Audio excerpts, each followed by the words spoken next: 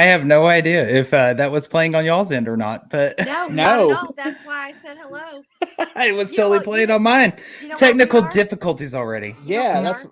I We thought slick. maybe We're something slick. something had malfunctioned. So I was just like, "Hey, what's?" It may have malfunctioned. So if All y'all right. just sat here and watched us for 2 minutes straight, just staring at the screen, we apologize. However, on my side, the trailer is playing. And for me and Ryan, it wasn't. So I'm glad I didn't So- have a. I'm glad I wasn't picking my nose or something, you know. Or, Yeah, right? usually that's whenever I, do a quick little swipe of the nose and grab of the soda pop. But it's like, oh, Yeah. okay, here we are. Hello. So maybe our viewers can tell us if that actually played or not. And if it did not, we apologize. But we're going to go Well, ahead and Blake, go ahead and intro us. kick it off and say, welcome to another week of Everything Vaguely Paranormal. My name is Slick. Blake Smith. And with me, as always, are my partners in the paranormal, Miss Shelley Pruitt and Mr. Ryan Roberts. What's How up, are guys? you tonight? I'm good, but I feel like aren't you supposed to be in the middle because you're leading this topic? Yeah, well, we got complaints last time that we were out of order, Oh, so okay. Oh, so and we're going back to our normal position tonight. Well, we heard you loud and clear. We give the people what we want. We love the people. We got to give them what they want. Yeah, So- I think they just like good. you in the middle, Ryan, because me and Blake next to each other might be too hard to handle. Yeah, that might be true. Everybody in the comments is saying the trailer played. That's wonderful. So, Okay, good. I'm Good. glad you didn't see my dumb ass making stupid faces. I was making dumb faces right there with you, so that's good. all good. Well, tonight, y'all, we are talking about the case of Amityville Horror House. And I Horror. have been Put that R on the end of it. Hor- Sounds like saying Amityville What about- Whorehouse. That's going to say, Amityville. Yeah, it's the, horror. who said it's- whorehouse? listen, I'm from Texas, and it's going to be that Amityville Horror House. Okay, that's exactly what it's going to be. So you're just going to have to roll with it tonight. The Amityville Whorehouse would be so much more interesting, though. That's a whole different topic Yeah. that we might be doing with the late night show with EVP. We might be covering that later Can I on. go there? No. So we're talking about the Amityville Horror House tonight. Yes. There you go, Shelley. And I honestly think that if you took a poll out of like the nation of all famous haunted house cases, I mean, this would be like one of the first ones that people Mhm. are going to talk about. This is one of the most well-covered and most well-known hauntings in recent history. We are talking about the early 1970s. And to kind of give you an idea of where we're at in the country right now, we're fresh off the debut of the movie The Exorcist. And so the Mhm. country is kind of salivating and ripe for a story like this. if They're you will. primed for this sort of thing. Oh, yes, they are. Mhm. So, And the satanic panic is about to begin. yes. Oh, So, boy. Now, prior to The Exorcist coming out, this idea kind of back in this mindset of America, this idea that like Satan or the devil was this guy that's just like constantly out to get you wasn't really something that was at the big forefront of all Americans' minds. But as soon as that movie dropped, it's like, boom, devil's real, demon's real. And those thoughts start permeating throughout America. But however, at the center of this story, the Amityville Horror House, lies a tale of murder and mayhem. And that is one thing that about this case that seems to get glossed over a lot, especially like in the research that I was Mhm. trying to find. And that is the DeFeo murders. It's this one night, 6-body murder committed by Ronald Joseph or Butch DeFeo Jr. that truly lies at the center of this haunting. It's kind of funny to me because with the church pushing out their narrative, it's kind of like we have 6 people murdered over here, but over here, shiny, look at the demons. Hey, woohoo. So that's what we're going to spend a little bit of time. You're going to get a half and half tonight. We're going to do a little bit of true crime, then we're going to do a little bit of paranormal. So we're going to start off with the DeFeo murders. And this story, if you've never heard of it, you've been living under a rock. This story begins and takes place in a town on Long Island called Amityville, New York. Now, Amityville was this upscale suburb on the south shore of Long Island, which is about an hour east, words are hard tonight, from Manhattan. And it had this reputation for its expensive homes, its good schools, its safe neighborhoods. And it was this rich kind of coastal town, if you will. Go ahead, Ryan. I would say, yeah, when you think about this sort of thing, you think you don't think it's that close to New York City. You think it's kind of out on its own, kind of far away in the suburbs, but being that close to Manhattan, that's pretty insane. Yeah. And so in Amityville lived this family known as the DeFeo family. Now, in this family, you have the father, you have Ronald Joseph, or Big Ronnie, that's him on the right, as he's called. So, Big Ronnie DeFeo Sr., you have the mother, Louise DeFeo, you have the son, who's also in the picture with Big Ronnie, which is Butch, that we've already covered. And you have two daughters. You have Dawn on the left, Dawn on the right, and Allison on the left. And then you have sons Mark on the left and John on the right. And that is the DeFeo family. So this DeFeos were they lived in this picturesque, I think we all know it by now. It was this picturesque, iconic Dutch colonial 3-story home. And of course, the house's most famous feature about it was the quarter moon windows that we all know so well, that look like it's peering into your soul when you look at this house. And the DeFeos were the most Long Island family that you can imagine, accent included. I don't really know. Long Island. I don't really know. How you doing? I'm just rolling with that. I don't really know. Later on, you're going to hear me try to do a New York accent, and I'm just going to go ahead and apologize to our New York listeners because I'm going to butcher the shit out of it. But again, I'm from Texas. Ronnie DeFeo, how you doing? Yeah. See, I can't do it like y'all. So, Father Big Ronnie was said to have the legendary gaze of Rudolph Valentino, and the mother, Louise, a former model, was said to have rubbed elbows with legendary singer Mel Torme. So the Feos, being in Amityville, had their own family business, which was a dealership in the area. And there were rumors that Big Ronnie had connections with the mob. If you got a name like Big Ronnie, you probably got mob. You probably do. You probably do. Now, I actually did a little bit of digging, and I have actually found the connection. His uncle, Peter DeFeo, he was a New York mobster who became a capo with the Shelley. Help me out. Is it Genovese or Genovese? Genovese family. Genovese. Thank you. Shelley's our mob expert over here. Well, Ryan's actually the mob expert. There's just a couple I really like. Oh, that's true. Genovese is one of them. That's true. Genovese Well, and the Gambinos, man. I got a little soft spot for both of them. Old Vito. Yeah. But it's also rumored that they were connected to the mob through Luisa's side. Now, her maiden name was Brigante. Her father, Michael Brigante Sr., was said to have been an associate of the Gambino crime family boss, Carlo Gambino. So the DeFeos, by all account, outside looking in, were this wonderful all-American family, including a sign out in front of their house that read High Hopes. That probably comes back to bite them. Anyway, but looking in, the DeFeos were not an all-American family. You had Butch, Ronnie DeFeo Jr., who was about 23. He was 23 years old. He was about 5'8", and rather husky guy. You did have the second oldest son, Mark, who he played football in school, and at this time was also suffering from a football injury that required him to lay on his back and had the aid of wheelchairs and crutches. Butch was said to have been rumored to be a heavy user of heroin, acid, and speed. And so not uncommon for that time. Nope. Especially in the New York area. Yeah.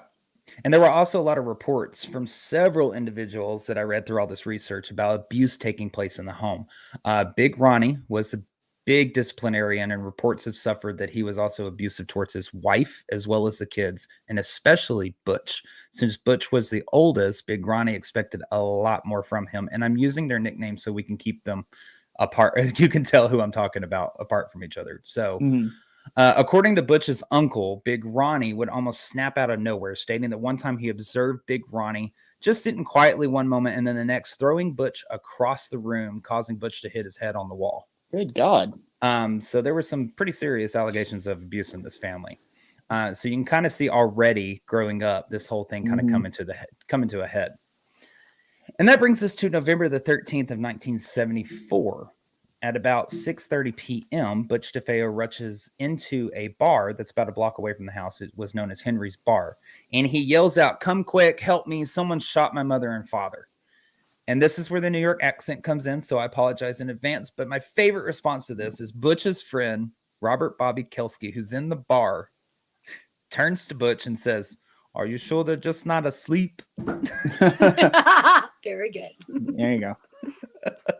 So after assuring these people that his parents are in fact dead, the most New Yorker gang of men I've ever heard, head over to the house, and that consists of Butch DeFeo, Robert Bobby Kelsky, John Altieri, Joey Yeswaite, Al Saxton, and William Scortamaglia.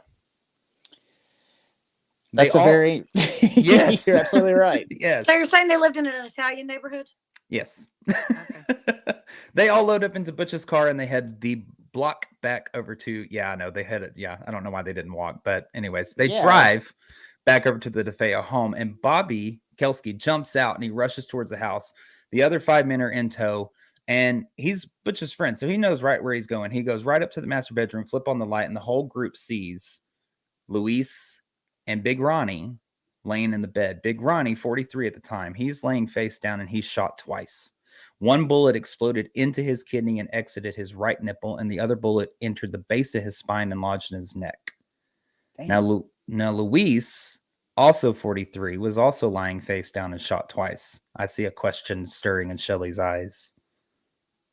I'm asking about the trajectory of the bullet. That's all. If it entered at the base of his spine and came out through where? It lodged in his neck. So he had to have been laying down and if shot he's like this. He would have been shot straight, basically up the ass, if you want to put it that way. That's okay. I should make sure I was following you there. Okay. Yep. And Louise, 43, also lying face down, shot twice. The bullets entered her right flank and chest. One bullet went completely through and landed on the mattress. The other bullet came out the middle of her chest, entered her left breast and wrist. And the bullet shattered her rib cage, splinter bone, destroyed most of her right lung, diaphragm, and liver. So they shot Big Ronnie while he was laying face down, and they walked up to her and put the gun over her, correct? Well, if you're hitting the flank and in the chest, this way, if you're pointing from this direction, you could potentially hit that to where it comes out the middle of the chest and back if she's laying like this. So she would have been laying on her side, and Ronnie was laying on his stomach. Well, there's evidence at this scene that suggests that Luis possibly woke up either to look at the bedroom doorway, or was awake and alive at the time that she was killed. And I'm trying to get the body positions down. So one is laying like this, and one is laying on their side. Okay, one is face down. And when they walk in, they're both flat on their stomach. Right, but the positions they'd been in when they were shot, one of them would have had to been face down. The other one would have been attempting to sit up or turn upwards, sideways in some point. Right. Okay, I'm with you.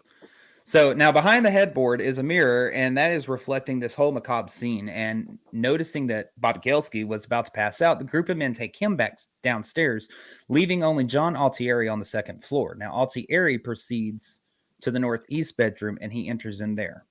And he turns on the light, and on opposite sides of the bedroom, he saw the bodies of the two young boys. Mark, 12, laying face down, shot once in the back, and John, 9, laying face down, shot once in the back as well. God almighty. So Altieri rushes back downstairs with the other men, and Joey Yeswaite places an emergency call to 911 and describing the scene that laid out before them. Now, when the police arrived, they further discovered the additional bodies of Allison, 13, laying face down and shot in her left cheek and exited her right ear. Physical evidence of the scene also suggests that Allison could possibly have been awake at the time that she was killed. And on the third floor was Don, 18, lying face down and shot in the back of the head and killed. So Don was shot execution style. Mm-hmm. Mm-hmm. But everybody else is face down. Everybody's face down in their bed. Right, but a couple of the bullet trajectories from what you're telling me is that some of them were face down, lying prone, and potentially knocked out or asleep. And because you said it entered, basically shot up the butt, for lack of a better word. Mm-hmm. But Don was shot execution style in the back of the head. Okay, I'm with you. Mm-hmm. Go ahead. No. So all the DeFeo family members were shot with a .35 caliber lever action Marlin rifle while in their beds, on their stomachs, and in their nightclothes. The time of the killings was around the 3 a.m. in the morning, which is a time that's going to come back later on in the story in the second half of it. But this is basically what the rifle looked like that they were shot with. And this crime scene and crime was a shocker for Amityville. This had never happened. This was not that kind of neighborhood. You had a lone survivor, which was 23-year-old Ronnie. He is taken down to the police station for questioning. He wasn't arrested initially. He's just taken in trying to figure out what the heck's going on. And while the police are combing for clues at the crime scene, Ronnie gives the investigators this horrific story of finding his parents, brothers, sisters murdered in the house. And according to him, he says that someone broke into the house to have to commit these crimes, which again would have been completely, weird for this neighborhood. Mm-hmm. It was very uncommon. So, and there were no signs of fourth century at all, right? No, not that I ever read in any of the research. Now, the neighbors begin to be interviewed, and they're asked about the relationship with Ronnie and the remaining family members, and a lot of them recalled this loving relationship that the DeFeos, all of them, had with Ronnie, including the mother, who would call Ronnie her pride and joy, which I know it's very common for a parent to say that about their child. They were asked if they had heard anything, and this is where things kind of begin to get strange, because none of the neighbors could recall hearing anything in the middle of the night. Now, this Marlin rifle is basically a 30-30. It is loud. Mm-hmm. It is very loud. I mean, it's going to be ear-splitting loud if you're right next to it. There was no silencer used while the crimes were being committed. So you're going to wake up neighbors, if not the whole damn street, especially in the middle of the night, around 3:15 in the morning, especially where this is unheard of. It's going to be an unusual noise that's going to wake people up. The only one that's interviewed is a neighborhood child that's 2 houses down. His name is John Nemeth. He recalled hearing the family's dog bark in the middle of the night, and that was it. That's all the police got out of neighbors. And they couldn't make sense of it. It stumped them. And they couldn't figure it, because the whole part is there was 9 total shots that they figured out at the scene. There was 9 shots that went off, and nobody heard a damn thing. Yeah, that's very strange. And 2, you would think that, if you look at all the victims and all of them are all laying face down, they're all still in their beds. You would think that some of them would have gotten up if they had heard gunshots in the house too, to see what the hell was going on. We're going to get to some theories about that I'm formulating my little theory. I knew you were. I see the wheels turning. I over got there. questions, but I'm going to let you get through your story first. And these are basically all the points that are the accepted story, or the facts that were the known or decided upon by a committee. Now, meanwhile, back at the police station, Ronnie gives the investigators a name that they can follow up on. He tells the investigators that it could have been a mob hitman named Louis Fellini. Now, Fellini had a falling out with Big Ronnie and had promised to, quote, whack Big Ronnie and his entire family. And Ronnie states it is because Big Ronnie had called Fellini a cocksucker once. And so he's like, I'm going to whack your whole family for that. For that little comment. However, in just the 12 hours of interrogation that Ronnie endures, things change dramatically. Ronnie finally cracks and admits to killing his entire family. And that is when these floodgates open. One of the things he said to investigators just hours after the family was slain was that his brothers were, quote, fucking pigs. Like, the bedrooms were like literal pigsties. Oh, so they couldn't keep things neat. I was like, how can a 12-year-old and a 5-year-old be pigs? Say they're children. They just didn't pick up their stuff. They stuff, didn't clean up after kids. themselves. Yeah, they were 12 and 9. I don't know many 12-year-old boys that pick up their crap. Yeah. And it started to come out that Ronnie resented, if not hated, his family. He had said to investigators, one of the lines that he gave to them, they asked him, well, why didn't you eat with the family that same night? And he says, because my mother was a lousy cook. I mean, he's an ungrateful little fucking turd. Yeah. And he basically opens up fully to these investigators. But again, things tend to start taking an odd and strange turn. He tells police that he gets the idea while he's in the basement of the home watching a Sidney Pollack movie called Castle Keep.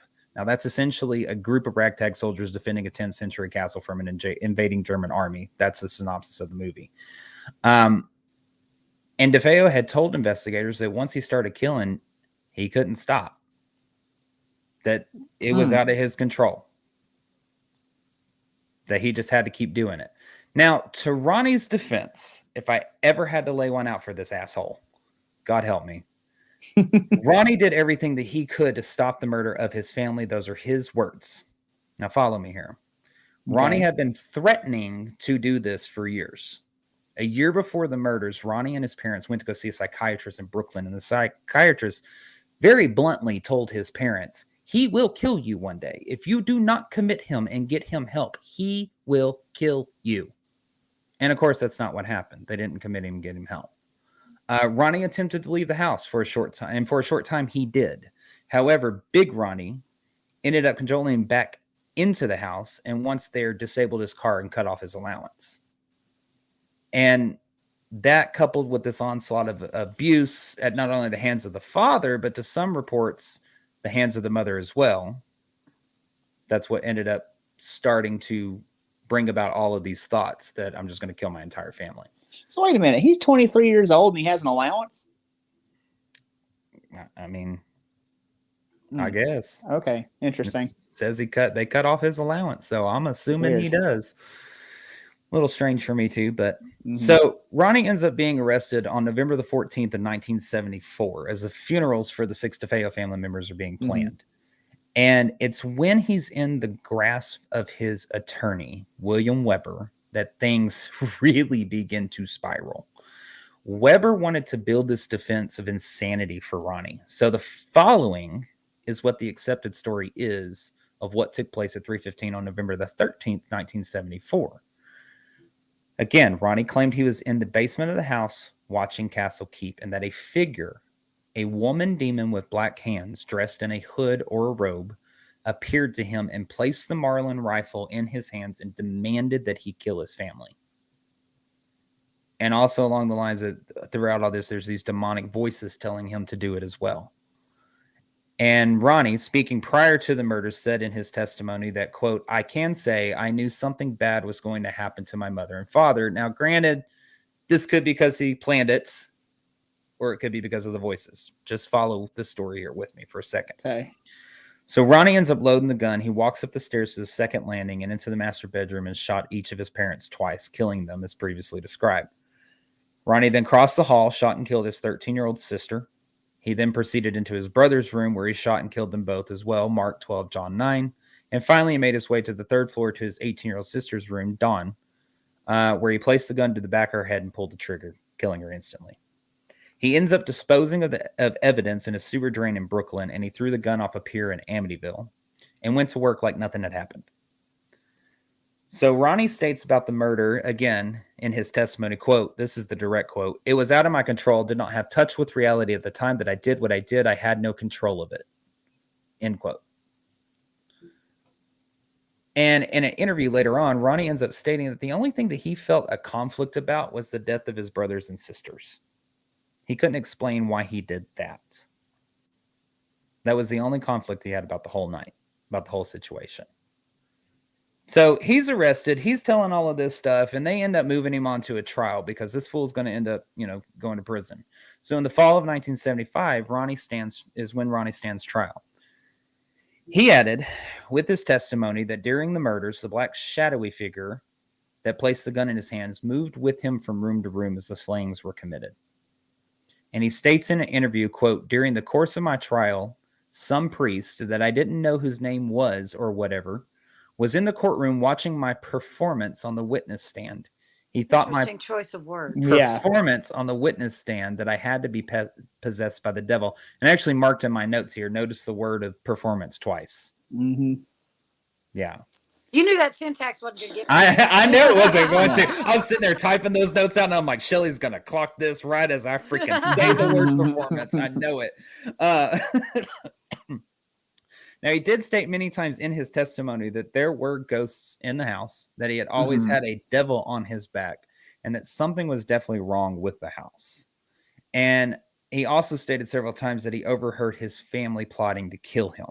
Now, those are some of the things that he added into his testimony that he didn't really say to the investigators. I know you got to say something. Go for it, Ryan. We know he's crazy. Like the psychiatrist said, he's going to kill you if you don't get him help. Did So that psychiatrist testify? There were many I could not, since I never found the name of the psychiatrist. I never found the name of that psychiatrist that said that. potentially ever gone to a psychiatrist. This could Right. that story could be part of the performance. That, and also it's interesting now that his lawyer is trying to get him an insanity defense when none of this was ever brought up whenever he was brought into the station to talk to the police in the first place. Now all of a sudden a demon showed up and gave him a rifle. Yeah. I don't know about Can that. I ask what time did he say these murders were committed? 3:15 a.m.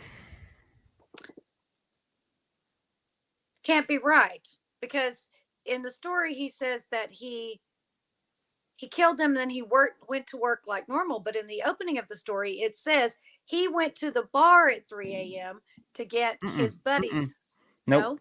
Nope. He went to the bar at 6 p.m. After the next day. So it's The next 3:15. day. Gotcha, No. gotcha. It's, let me clarify so that nobody's confused. 3:15 a.m. in the morning of November the 13th of 1974 is when the murders occur. At 6 p.m. November 13th, 1974 is when he rushes into the bar. So we're at the morning time, we go around to the afternoon, and that's when so 12, 14, 15 hours later is when he rushes into the bar. After he had gone to work the next morning. After he'd gone to work the next day. I think originally, I got my wire crossed or something. So I thought, what bar is open at 3:15 in the morning? Yeah. That was a problem I had right away, but that isn't the case. He went in at 6 p.m. the next day. So what in the hell did he do for work that he? Well, it's not technically. You keep saying the next day. It's not the next day. We're talking. I know, but at 3:15 in the morning, and then he goes to work. Did he go immediately to work? Did he be at work at 8 a.m.? Basically, did he have to be at work? Basically, what I was understanding from all the stories is murders occur 3:15 a.m. He goes, he disposes of evidence, throws the gun off the pier, and he goes to work. Clocks in, works an entire day at work, goes back home. That's when he, quote unquote, discovers the bodies, runs to the bar at 6 p.m. and says, "Help, my mother and father have been shot." Wasn't he working for his father at the dealership at the time? And yes, he was. And if I'm not mistaken, the employees at the dealership was like, "Hey, where's Big Ronnie at? Like, he's never late to work. Like, what's going on? Oh, he'll be here. He'll be here." He never shows up. Yeah. So during the trial, now that I got my timeline straight. Go ahead. Yeah. So during the trial, the defense tries to set up Ronnie as this insane individual, and the pictures that they end up showing were extremely gruesome. And the defense actually talks and goes into detail about the murders, about him shooting one of his brothers and sitting there watching the leg twitch.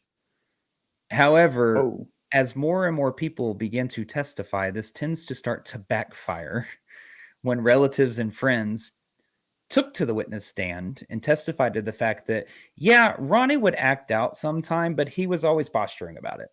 You know, they all said that Ronnie knew exactly what he was doing, which totally negates a plea of insanity. However, we're not done with Ronnie because his story continues to shift and change throughout all this time. I'm going to run down some of the other narratives of how the murders played out, which were basically as follows. Number one, he only wanted to kill his father, but knowing that his mother also had a gun, she had to be killed as well. That was end all be all of that story. That was it. There was no excuse or mention about why the brothers and sister was killed. That was it. Wanted to kill my father, knew my mother had a gun, had to kill her as well. That's all he gave. Now, unofficially, and I found this very interesting in a lot of reports and a lot of articles, that unofficially, there's a lot of evidence that does point to a possible conspiracy taking place with these murders. And this is due to the fact that no family member attempted to escape. So it's kind of alluded to that there could have possibly been multiple shooters firing off at the same time. The fact that all family members were found lying face down, which could have meant that they were forced to lay that way. Specifically Mark DeFeo, because if you remember in the beginning, I said he had a football injury. He had to sleep on his back. He had the use of a wheelchair and crutches, and he was found on his stomach. So that also lends credence to, in some eyes, to some people, that they were forced to lay on their stomach. And there is evidence that Dawn had unburned gunpowder on her nightclothes, which alludes to her involvement in the crime itself, is what they're talking about, is because she has this unburned gunpowder. I didn't quite understand it. I tried to go very much into detail about it. I don't know the science behind gunpowder and what all that shit that fires off and burns and all that crap. Well, could it be because you said her mother had a gun? If that is the case, if they were murdered by multiple gunmen, Mm-hmm. could it be that Dawn knew where the gun was and was trying to defend herself and the family against whatever was happening? Could be. That's one point I actually never came across. That's a good one, Ryan. Mm-hmm. No. Interesting. So with Don's involvement, this is the conspiracy angle of it. And this is one that Ronnie gives himself later on in time, is that Don was involved. It said that the parents were the only ones that were supposed to be killed by Don, Ronnie, and another friend. And after the double murder of the parents, the alleged friend flees from the house, and Ronnie ends up chasing him down to come back and basically help with the cleanup. You know, no, you're not getting away. You're going to help us clean this up too. Mm-hmm. Now, when they return, allegedly they had found Don, who was wanting to leave no witnesses, had gone through the house and systematically murdered the remaining family members. And when Ronnie met her at the top of the stairs, confronted her about it, there was this huge struggle to get the gun away from her. And in the process, she's struck in the head, knocked unconscious, falls on the bed. Seeing the opportunity, he places the gun to the back of her head and shoots and kills her. Ronnie does. And that was one that he ran with about this 3 murderer story. He changed a little bit, that they all went into separate rooms and they fired simultaneously so nobody would wake up, nobody would try and escape. And the weirdest one was, there's a branch, I guess you could say. It's not really a different conspiracy theory, but a branch to the story that says that all this happened because Don and Ronnie were allegedly in an incestuous relationship. Oh, God. That basically Ronnie killed the parents, Don killed the family, so Ronnie killed Don. That's how it all kind of played out. And I don't understand exactly how it's rooted in this fact, but this was the reason that I found that this conspiracy existed, was that the grandfather, not sure which one, whether it was Luis's father or Big Ronnie's father, showed up to the police station, which this grandfather did, to talk to Ronnie. And this was basically to tell him, look, take the rap for the murders. Don't sully the name any further. Keep the incestuous relationship out of it and just be done with it. So Allegedly. Allegedly. Yeah, allegedly. Allegedly. Yeah, this is all kind of down the conspiracy alley right now. But what I was able to find is there's actually 2 interesting, if you want to call them evidential circumstances with these alleged conspiracy theory angles. I guess you could. One of them, but in my opinion, they bring up more questions. One of them, this was a evidential circumstance to these conspiracy theories. One of them being the fact there was supposedly a DEA agent that was staked outside the house because of the mob connection. And this Very possibly. this agent allegedly saw, and then later told a journalist that he saw a woman exiting the house in a hoodie with black gloves holding a rifle, which is strangely similar to what Ronnie says about who handed him the rifle. Mm-hmm. A woman in a hoodie, black gloves with a rifle. But again, you have a agent sitting outside and he just sits there while this whole family is murdered and slaughtered. Kind of find it a little hard And to I'm believe. guessing the name of the agent was never released. Nope, it wasn't. No. And second, a criminologist in court stated that the bodies had been moved and that more than one weapon had been used. And they say that this is because during the sound test of the Marlin rifle, the shots could be heard up to 4 blocks away, meaning that another weapon had to be used, possibly with a silencer. But again, more questions. Where are those bullets? Where are those shell casings? Where is all that you're going to recover from the scene? So Ronnie carries on this 3 murderer shooting ploy, but to get this plea of insanity. But the funny part is that there's a court psychiatrist that basically says, yeah, he's been doing a lot of acid and heroin, but the most we came to is the fact that he has antisocial personality disorder, which means, unfortunately for Ronnie, he's not insane. He just maybe has some issues some places. So ultimately, he is eventually convicted on 6 counts of second-degree murder and is sentenced to 25 years to life in prison. And all in all, after this whole shindig, which is the accepted story, after all the shindig, the accepted story to the DeFeo murders basically can be wrapped up as Ronnie, possessed by a demonic entity, took a rifle, systematically went room to room, murdering his parents, brothers, and sisters one by one. Now, I tell you all of that because I get to this point right here.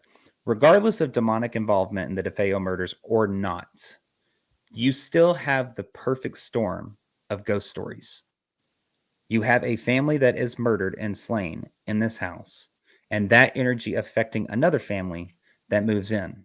Because just 2 weeks after Ronnie's sentencing, a total of 13 months after the murders, the Lutz family moves into the DeFeo's Amityville house, fully furnished with all of the DeFeo's furnishings, including the same bed frames in which the family members were murdered. Bad fucking idea. Good Lord. And we know what kind of fucking shitstorm that can cause. Yes. I mean, it's one thing to have that happen in the house, but to have the same exact furnishings, that is on a whole nother level. Yeah. So now we get to the second half of the story, which is the paranormal aspect to it. The Amityville Horror House story. It's horror for Shelley. Throw that R on there, make sure it gets in there. And you have the members of the Lutz family that move in. Now, the Lutz family included George Lutz and Kathy Lutz, and Kathy's children from a previous marriage, Danny 9, Chris 7, and Melissa or Missy 5. You can also see the family dog, Harry, that is in this photo as well. Now, the realtor, Edith Evans, showed the Lutzes the house. Only after they had seen it did she basically go, "Oh, I don't know if I should have told you before, but here's the deal," and told the Lutz of the DeFeo murders. Now, you being a realtor, this is a question I was for you. about to say I'm a realtor, and that's fucked is up. It's you have to tell them beforehand, right? Or do you Wrong. just tell them at any Doesn't point? it depend on the laws of the state whether or not you have to disclose it? Depends on the laws of the state of whether or not you have to disclose it. In the state of Texas, where I am a licensed realtor, they do not have to disclose anything other than deaths that happen on the property because of the condition of the property. Anything that is a suicide, a natural cause, or anything like that, it does not have to be disclosed, and neither does paranormal activity in a home. But in New York, do you happen to know if you have to? I'm not gonna speak on New York. I don't know the laws of real estate in New York. I'm not a realtor in New York. I can tell you what Texas is. I can't tell you what New York is. All right. So, I do not know either what New York is. So if is any of our New York watchers, because we know we got quite a few of you guys, if you know anybody that's a real estate agent, if you wouldn't mind popping this in the comments and get our question answered for us. In the state of New York, do you have to disclose if there was a suicide, a natural death, or a murder in a house that you have listed and are selling? Please. Thank you. So she ends up telling that. Now, the Lutzes didn't have any prior knowledge to the DeFeo murders, according to Danny Lutz in later interviews. Where were the Lutzes from, may I ask? Because that seems like in that small town, that would have been a huge story. And how would they not have known? And you asked me the one question that as we were coming on and went, shit, I never got where the Lutzes are actually from. If I remember correctly, they are from New York itself, but they are not from the actual area. If I remember correctly, don't quote me on that. I could be quoting you wrong. So I'm just going to say, as of right now, I don't know, but I'll come back and put it in the comments. Okay. Because for some reason, that's the one thing I did not look up. Why? I don't know. But it was said by Danny Lutz later on, they didn't have any prior knowledge to the DeFeo murders. George and Kathy told interviewers later on that they thought the house was charming on their first visit, and they weren't immediately intimidated by this house. George was a former Marine. He wasn't easily started, so he didn't think too much of it. But I will say that even the devil is portrayed as charming in most movies and TV. So just saying, don't throw that out there. I'm going to say right now, that house is creepy. I don't know how anybody would think that house looks charming. That house is scary if you're walking by it from the road. Yeah. Now, the price of the home was too good to be true as well. Remember what they say. That's another red flag. True, it probably is. The Lutzes bought the Amityville home for a mere $80,000. That included the 3-story waterfront house, garage, and boathouse in a very expensive area of New York. Now, according to Danny Lutz, after a brief meeting asking the kids if they thought that they could handle it, the family agreed and purchased the home. It wasn't until they basically did that that they bought the house. Now, in my opinion, buying the house in the first place, you're already tempting fate. That's just my opinion. Yeah, definitely. But you keep all that damn furniture, including the bed frames in which they were killed. I mean, you're just adding fuel to the fire at this point. I mean, at any point, they're just like, yeah, a fully furnished home on the Mhm. waterfront in New York where a massive murder taking place. But it's $80,000. What a steal. Yeah, exactly. I You know? mean, I might do it just because I'm a paranormal investigator, but I would regret it and Oh probably yeah, no, sell no, within. you'd buy. Then you start renting it out for investigations. Hell Yeah. Yeah, I would. Yeah, I So would you ain't trying to exactly. live there. So George actually says, quote, when I told a friend of mine what house we were buying, he absolutely insisted that I get the house blessed. So I asked Kathy about it because I wasn't Catholic. She explained it to me, and he says, you get a priest to come out and he blesses the home.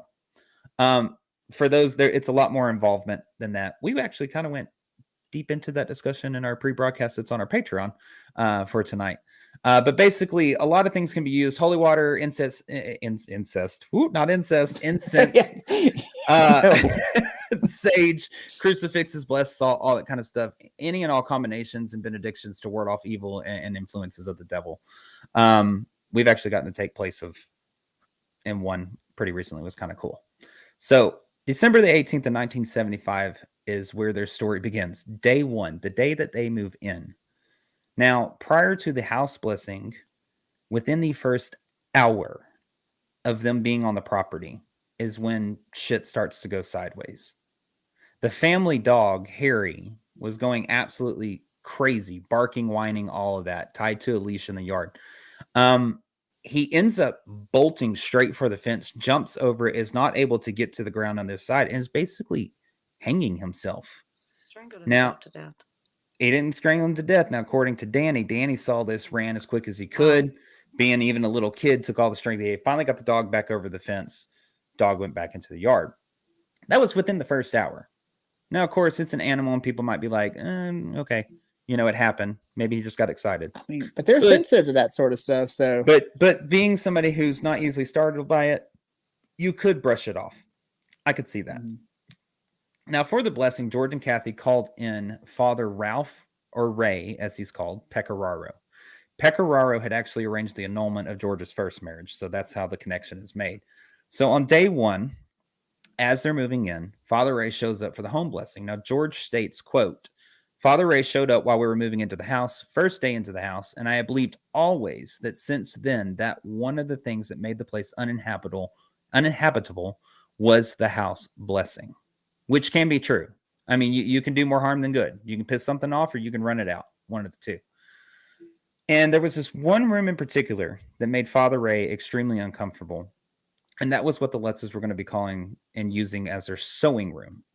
And if I remember correctly, this was the young boys' room where Mark and John were killed. Little John, yeah. And while blessing this particular room, Father Ray says in a later interview that he came forward with that it was so cold inside that room, unseasonably cold, should not be explanation for that cold. And he hears this deep guttural voice say, "Get out." And that ends up startling him so much, he rushes back downstairs. He didn't speak of it to George and Kathy, only telling them that as long as no one slept in the room, they would be fine. And he left. No. yeah, that seems like information they should need to know. Yeah, I agree. But it just startled him so much that he didn't really want to say anything about it to him. And he ends up just leaving and giving him that piece of advice. As long as nobody sleeps in there, you're good. So for the first couple of days, things seemed to be normal other than those two about, the house blessing and the dog. But we get to December 21st, which is day 4. Now, the Lutzes were only there for 28 days in total. That's all that they could handle before they left the house. And by now on day 4, for 3 straight nights, George has been woken up at 3:15 a.m., which is the very hour that Ronnie DeFeo says that he slaughtered his family.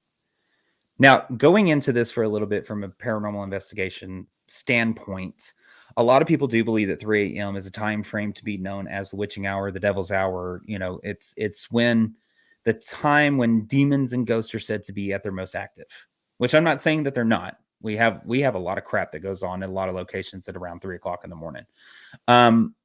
But the symbolism of all of this with the number 3, the 3 knocks, 3 scratches, all that kind of stuff is that it's the mocking of the Holy Trinity, the Father, Son, and the Holy Ghost. And you can go back as far as say like 3 a.m. is the opposite side of 9, which is allegedly the time that Jesus was hung on the cross. Anyways, there's a whole lot of theories that can go into it. So during these 3 nights, Kathy was beginning to also experience these nightmares in which she could begin to differentiate between DeFeo murders, who was killed, when, and what order. And it's during these restless nights that the relationship with the children began to deteriorate as well. It's said that wooden spoons were beginning to be used as spankings for them as a form of discipline. George would march the children around the house as punishment as well. And during all that, George starts to experience these extreme and intense sense of being cold all the time. No matter what he did, he couldn't get warm. He became obsessed with warmth and fire so much during this time. I mean, to hear Danny Let's talk about it, it's like obsessed. The man came with like half a cord of wood in the fireplace to light the fire. Obsessed.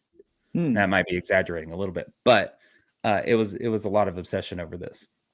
So, sorry, we get to day 5. That's kind of the beginnings of all of this. Day 1 through day 4. We get to day 5 on December 22nd, 1975. Kathy is in the kitchen. She's fixing lunch when she hears the kids begin to scream upstairs. She rushes up and she sees that the kids are in the bathroom looking in the toilet.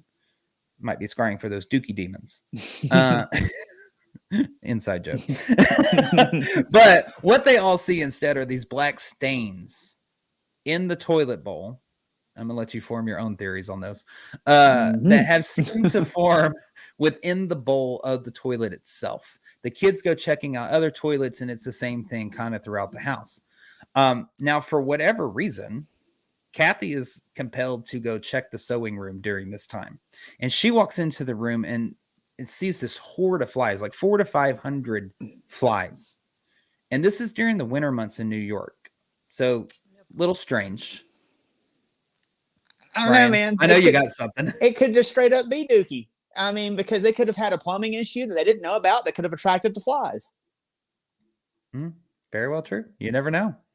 Now, if you want to play the paranormal side, those are commodes do bring running water into the house. That's true. That's also play true. the paranormal side. Okay, we can play both sides. And if you want to throw a little bit more of symbolism from the paranormal side, you have flies, the tie between flies and the demonic. I mean, you have Beelzebub, who's known as Lord of the Flies. I mean, it's not necessarily, I guess, Satan himself, if you will, but I mean, he ranks pretty high up on the echelons of the demonic, ladder over there. So, according to George about the nights of the murders in later years, allegedly the police had found a large number of flies in the home as well. But look, here's my thing. I'm gonna do a real quick take on that. We're talking about 6 bodies that were sealed up in a house on the coast or water line, however you want to say it, for at least a day. So you're going to have to take that into account. I mean, the smell alone is going to attract the flies. So you do have to take that into account. At least, let's see, 15 hours. At least 15 hours. Right. 3:15 to 6:15, at least 15 hours. Things had started to decay. Right. And it's not to say that this doesn't lean towards demonic, if you will. I mean, yes, in demonic cases, you can have changes in personality. You can have putrid smells. You can have flies. You can have all this kind of stuff that's happening. So to say that they're not experiencing a demonic haunting, you can't really quite rule that out at this point. Not yet. Not yet, at least. Yeah. So anyways, on December 25th, 1975, Christmas Day, we're at day 8. George is woken up at 3:15 a.m. again. And when he gets out of bed, he notices the boathouse door is open. And so he heads down to the boathouse and begins to look for a sign of intruder. Now, it is said later on that this was something, this door being open, that happened quite regularly at this house. But this one's different in particular because on his way back to the house, he notices something in Missy's room. And it's this figure that had appeared. And to George, this was like a non-human looking figure, or something was off about it to make him think that way. And he ends up going and racing up to Missy's room, and he bursts in and he finds Missy fast asleep in her bed. No sign of anybody. Do we know what this figure looked like other than non-human? No, all it said, I wasn't able to find a whose room was Missy in at that point? Whose room had that been prior? The room that Missy was in, whose room had that been prior? The girl's room or John and Mark's believe room or I George's believe room? she was in Allison's room, if I remember correctly. Okay, the younger Little daughter. girl. Okay, Mhm. Yes, because Dawn was on the is the third older floor. sister. Mhm. Okay. Mhm. Yeah. So that happens on that day, and it leaves George completely flabbergasted, I guess, if you will. And the following day, on day 9, Missy's actually playing in her room as if nothing had happened. She was none the wiser to this. When suddenly Kathy begins hearing something. And Kathy is actually quoted as saying about this precise moment, quote, "I went upstairs and stood in front of her bedroom door and I heard her talking. And when I opened the door, she had a small rocking chair in the corner. Missy was talking about was talking and the rocking chair was rocking. And you could hear another voice but couldn't see anything. And then Missy told us about Jody. And she said, 'Mommy, do angels talk?'" End quote. Real quick, did you guys hear that female voice that just came across the speakers? No. No. Great, it's just on my side. Okay. Okay. Interesting. I mean, I don't. Does anybody have TVs playing in the background? No. No, Nope. It's I don't completely either. silent it on was my end. in my Yeah. earphone because it actually hurt my ears because it was like somebody went whoop. Hmm. No, No. just me. Thanks. Yeah, No. just you. Yeah. So, you okay, Shelley? Yeah. So George is quoted about saying about this moment as well. Quote, "Missy told us later that her friend Jody, that at times it was a little bigger than a teddy bear, and at other times it would be bigger than the house." And he says further, "It's hard to talk about this and should and sound even sane sometimes. What you're talking about does not think in human terms. It does not have the same values that you and I do. It is from another time and place, and its purposes are something we don't understand." So obviously, in later years, when he's talking about Jody, there is a very demonic Yeah. Tinge to it. characteristic. Yeah, leans towards that. So by now, 9 days in, George and Kathy Lutz begin to feel helpless in their fight against this demonic entity. So they again reach out to Father Ray. And George says that we asked him to come back and bless the house again, which he refused to do. We were already shattered by that. We didn't know why he wouldn't come back. And later we understood why. We saw that he was experiencing his own problems, which he wasn't telling us about. And what actually happened was that Father Ray ended up getting these crazy, painful blisters that formed on his hand. Some reports saying that it looked like the stigmata as the form of the blisters, though. So we get to day 10, December 27, 1975. And again, now they're starting to feel helpless. They're trying to get the house blessed again, but Father Ray comes and he says, "Nope, not going to do it." And comments say that they thought they heard the female voice as well, Shelley. Thank Oh, you. wow. It wasn't We'll have to go just back. me. Thank you. We'll have to go back and listen for it. Interesting. Okay, thank you, Yeah. listeners, because I heard it. How is it I hear it and y'all hear it, but they didn't hear it? I don't know. Okay, wasn't just me, y'all. No. So again, on day 10 at 3:15 a.m., George is jolted awake by a loud, harsh, and unbearable noise. George says, quote, "I heard what I can only term as a marching band tuning up. There was so much noise, and you go run downstairs to see what it is or what caused it, and you get to the landing halfway down and nothing. And the dog would be asleep, and he just slept like the dead," end quote. And what's more interesting, choice of words. Sleep like the dead. Yeah. What's more interesting is that Kathy appeared to be sound asleep during this moment as well, and it seemed that George was the only one that was able to hear this. Now, we have had conversations about the paranormal and people being able to experience We just had it. something happen that Yeah. y'all didn't Yeah. hear, and I did. Literally. Mhm. And some of the listeners heard it, but y'all didn't hear it. Literally just had that happen. Yeah. Yeah, we have that running theory that some people are meant to hear it, some people aren't, some people are meant to Mhm. experience it, some people aren't. So, little credibility on that aspect of it. George was Right the only one then. able to hear it. Instant And credibility. yeah, right. Mhm. Thank you, female possible spirit, for the live No, replay. no. I got an imp. I don't have no females in here, and those females, they shouldn't be at my No, house. that is me. You can ask the Paranormal Investigations of Oklahoma when they came to stay at my house what they heard in the middle of the night, or what one of them heard in the middle of the night. So it's probably coming from my end on this microphone. So On December 28th, day 11, after this marching band has been blaring through the house, Kathy ends up making a shocking discovery on this day. She says, quote, I went to the basement and went over to one bookcase, which was on the end of the basement, and I moved it. And much to my surprise, there was no wall behind it. It was the entrance into this small, brightly painted red room. Now, according to reports, the family dog Harry would act very strangely around the red room. Some even saying that he wouldn't even go down to the basement at all whatsoever. He would cower and refuse to go anywhere near the space. And this putrid stench began to emanate from that room. Now, we are in a basement, so we'll say that.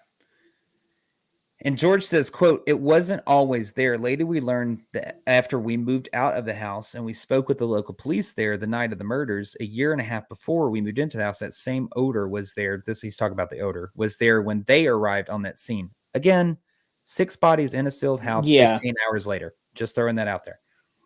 So the discovery of this enclosed room seems to trigger a whole new onslaught of frightening phenomena.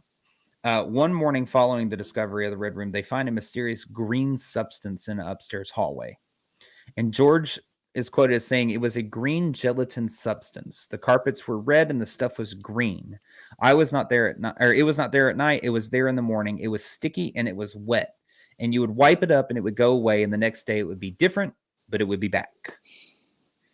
And at the same time, this black epoxy-like teardrops began to ooze out of the keyholes, a lot like the stained toilets that they had found, that same kind of color.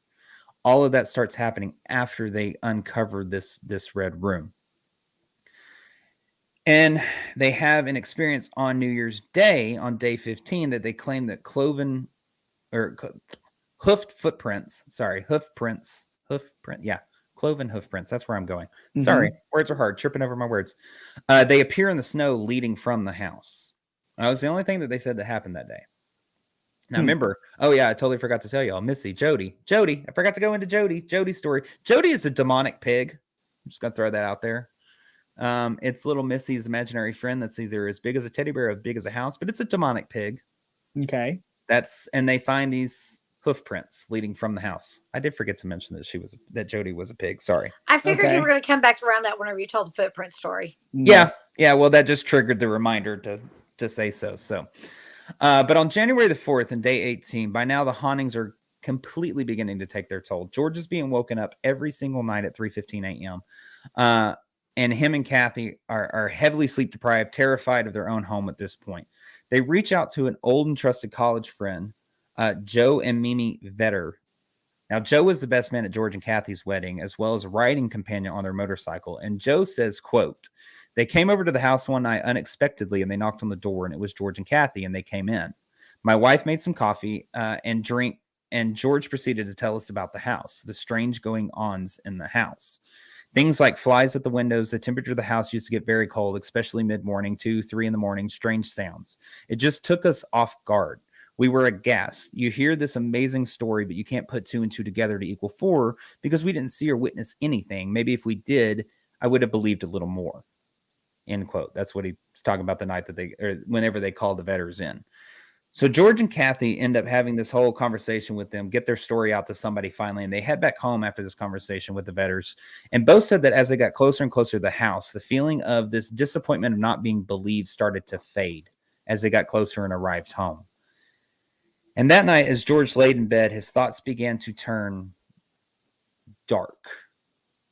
Thoughts of isolation, the activity in the house, of not being believed. It all starts to kind of get to him. And he's quoted in an interview by saying, quote, these thoughts were not your own. This is not how you ever thought about things or people. And these are not nice things. This is not nice stuff to talk about. We're talking about thinking a particular thing that just is not part of your own nature, part of your own makeup as you know yourself to be, end quote. And the interviewer asks him, like violent thoughts? And George says, I'm going to leave it the way I said it. And he doesn't give him a direct answer on that. Wow. So we finally get to January 14th of 1976, and this is day 27. And by now, the Lutzes have endured almost a month of this torture in their own home with this activity that's taking place. Now, other claims that I have found in other articles and later on interviews and stuff like that were happening during this time and up to the 27th day is the Lutz's children had begun sleeping on their stomachs, just as the DeFeos had been found murdered. Unseen forces would rip doors from hinges and slam cabinets closed.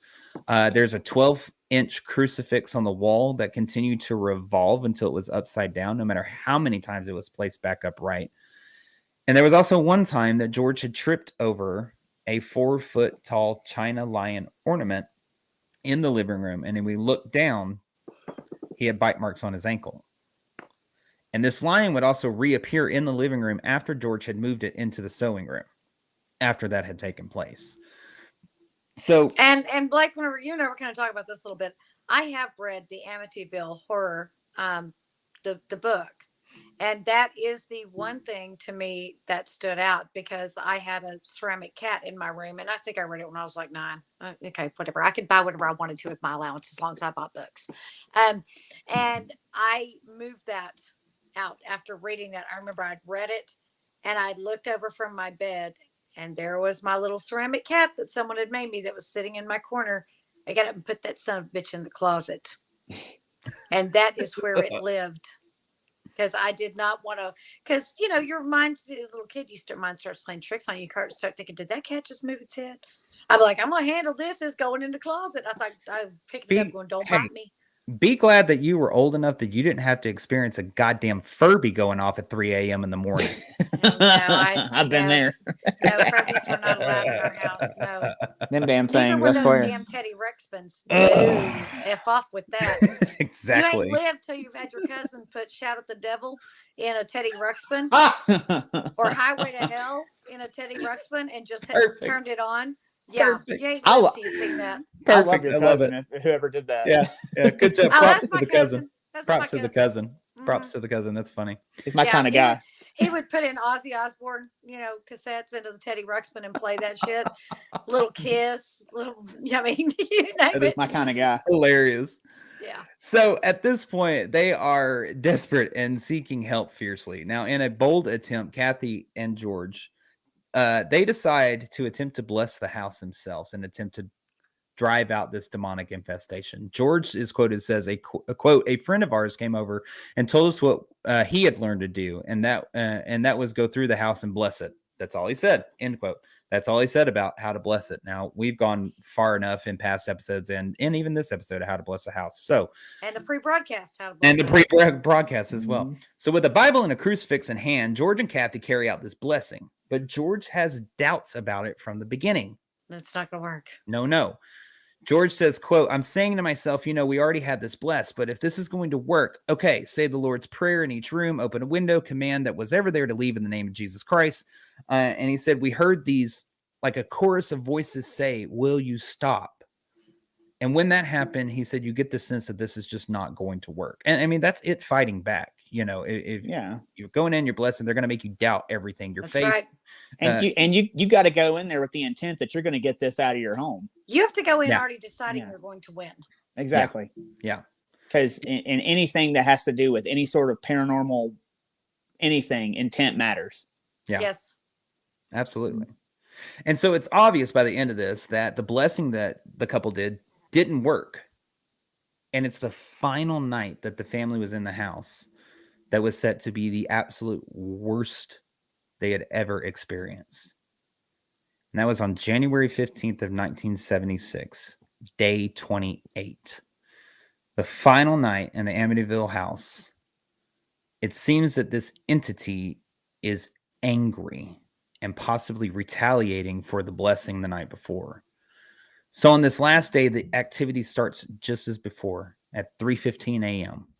And George is quoted as saying, quote, there was a storm going on just outside and it was pretty violent out there. I have distinct memories of being unable to move, laying in the bed and hearing the boys' bed slam up and down overhead and not being able to get out of bed and go and see what was going on, end quote. Now, Danny is also quoted later on in interviews of his bed and his brother bouncing up off the ceiling and running into and bumping into, levitating and bouncing in the air. And so George is stuck in bed. His limbs are paralyzed. He's locked into place, and he is unable to move as he's hearing these horrific sounds of his boys' beds upstairs. And as he's slowly able to turn to Kathy for help, he realizes she's not there. Instead, he is met with a horrifying sight, and he sees her body floating above the bed. And still unable to move, he lays there and he watches her body levitate further and further off the bed towards the wall away from him. And he's trying to scream and he's unable to. And it says almost all of a sudden, it's like there's this presence at the foot of the bed. And George's quote is saying, there was a fear, quote, there was a fear I really can't describe very well. I felt something get in bed and sit down on the mattress, end quote. And George stated that it was like a hoofed figure marching on his chest in the middle of this paranormal circus that is taking place. He's still unable to get out of bed. There's shadows going on up and down the hallway. And at one point, George talks about a sound that comes from within him. It's this low moaning, almost as if it's a scream that's just trying to burst out of his body, is the way that he described it. And he fights with all of his might in this moment through the pain in his muscles, and that's intensifying. And somehow he manages to be able to grab Kathy and pull her back into the bed. And when he does that, it's as if the paralysis has broken. But he says it's like the paranormal assault just began. And he's quoted saying, I have distinct memories of our dog, Harry. He would get up, he would circle, he would lay down, he'd get up, he'd get sick, then he'd go lay down again. Now, Danny Lutz we've already covered him of his bed, hitting and bumping up against Chris's as well. While all of this is happening, Kathy finally wakes up and she looks towards George. And Kathy says, quote, and when I looked up, I saw what caused him to back away from me. And that was my reflection in the mirror. My hair had turned color. It was a gray white. My face was severely wrinkled, decompressions coming down across the forehead, end quote. She had turned into this old crone right before George's eyes. It was not his wife. And while all this is happening, she's morphing. The front door is slamming over and over. The dog begins to howl in fear. All of this is happening. The kids' beds are banging and yelling and all of this stuff. And then silence. Everything goes still. Kathy's face begins to shift and go back to normal. And George says, quote, the boys came down in the morning absolutely frightened. I mean, they were unable to get down to me and I was unable to get up to them. Missy came in and just asked, what was that all about?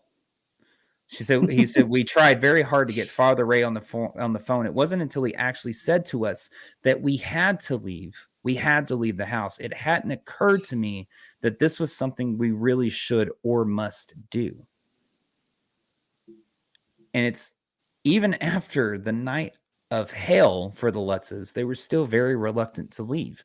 And that lends credence to this demonic type haunting, if you will, the ability to break that connection with the location and the person that's being affected.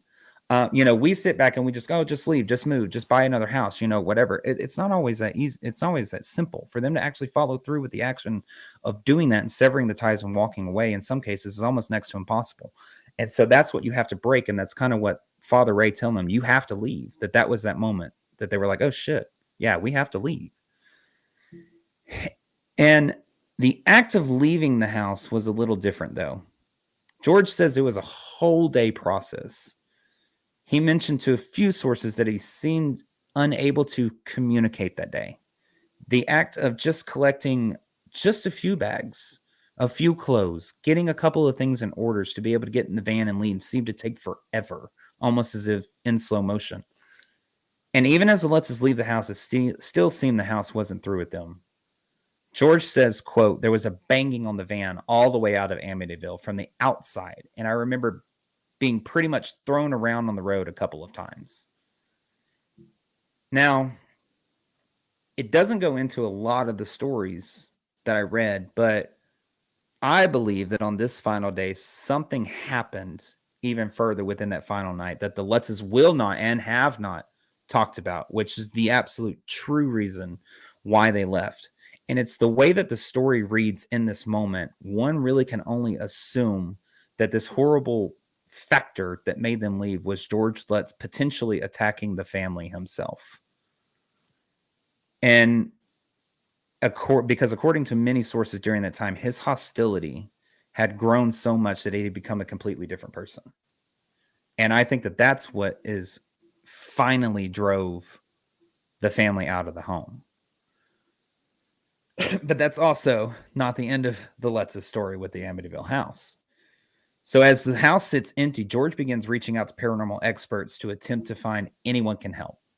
He contacts parapsychologists at the Psychical Research Foundation in Durham, North Carolina, and he tells them his story. And they're like, yeah, we can help, but they're moving too slow. So he ends up going, you know what?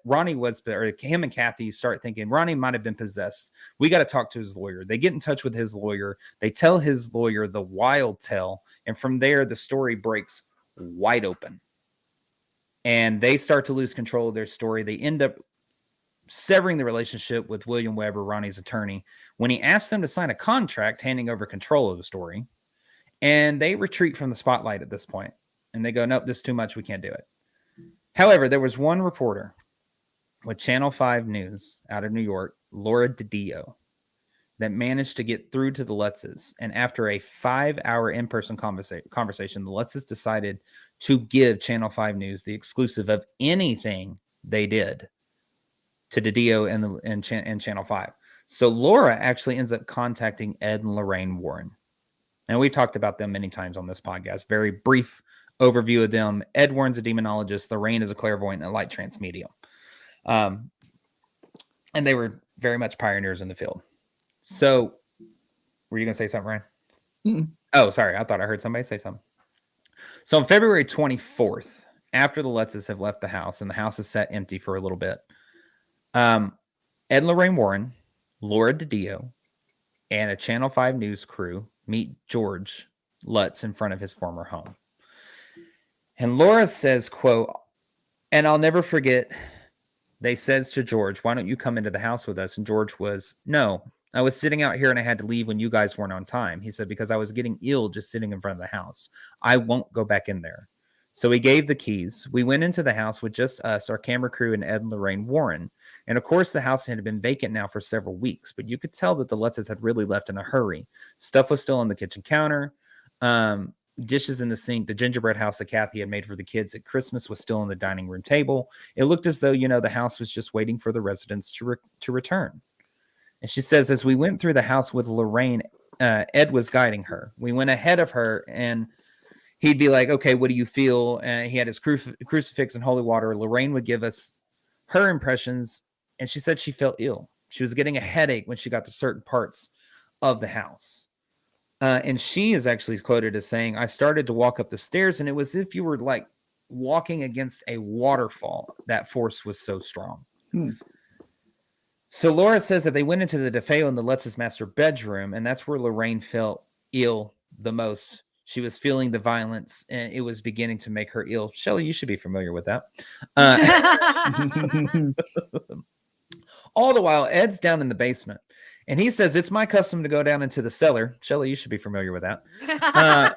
Which is the lowest part of the house. He said, these are usually the darkest area. This is where evil thrives. It is where it survives. It hates God's light. I took out a crucifix. I held it up. I commanded in the name of Jesus Christ and the blood of Christ that what was there to reveal itself. I never had such a quick reaction. I immediately went into what we call religious resistance. I commanded in the name of Jesus Christ what was there to leave and go back where it came from, and immediately it lifted off. And Lorraine says that Laura says that as this is going on, Lorraine felt that there was an oppressive atmosphere in this house. She did not think that it was the ghost of the DeFeos. And Laura says that surprised her. She says that Lorraine thought that there was a demonic, diabolical presence. So it was decided that the Warrens would arrange a seance. and that we would reconvene in a week or two. But unbeknownst to us, George Lutz was also contacting other psychic investigators, so that when we got permission from the Lutzes to hold the seance on March 6th with the Warrens, we didn't know so many people would be there.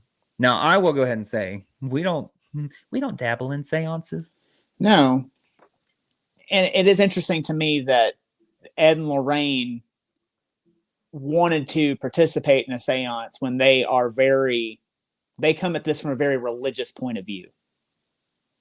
That's But interesting to me. they did use some of those in Mhm. in an effort to make contact and identify what was there, being that she was a trans medium. That was kind of one of the ways that she was able to open herself up. So It's I just- get that, but I guarantee you, I don't know why old boy is contacting other people, and why is he wanting to bring in all these other people? I just, because I think that he was in such a desperation to seek answers and to get help. Why he moved out? Hey, they were still paying the mortgage on it. I don't know. I mean, he's too, still the property you know, owner. I mean, fuck if I know. Think about though, if it were you and doing what we do and always questioning these sort of things, you would want as many answers as you want answers as soon as you possibly could. So yeah, let me contact all these different people, see what their different answers are. Let me compare and contrast and try to figure out exactly what's going on. But obviously he invited them to the seance because just said that they didn't know there were going to be that many people. He did. I mean, was he selling tickets? I mean, I can't imagine Lorraine Warren agreeing to do it with that many people there. I really think that it was just a massive assault on the house. Like, let's get as many people there that we possibly can, so that if they go to each different room, this paranormal team takes this room, this paranormal team takes this room, Ed and Lorraine take the basement, and let's clear this whole damn house out, type thing. Once you start, you have to go the whole house. It's not like I can just do one room and you do another room. That's kind of not how that works. I know. So on March 6th, teams of investigators and journalists descend on this house, and nearly all 20 people take part of it, except for George, who refused to enter. Now, Laura DiDio is there with Channel 5 News. They have another anchor with them, and the main goal of this whole night is to communicate, obviously, with the spirits in the house through a seance that's going to be taking place on the first floor of the house. So that begins at midnight, and it seems like almost instantly, two psychics start going head-to-head with this evil entity in the house. One's name is Mary Pasquarella. The other is Alberta Riley.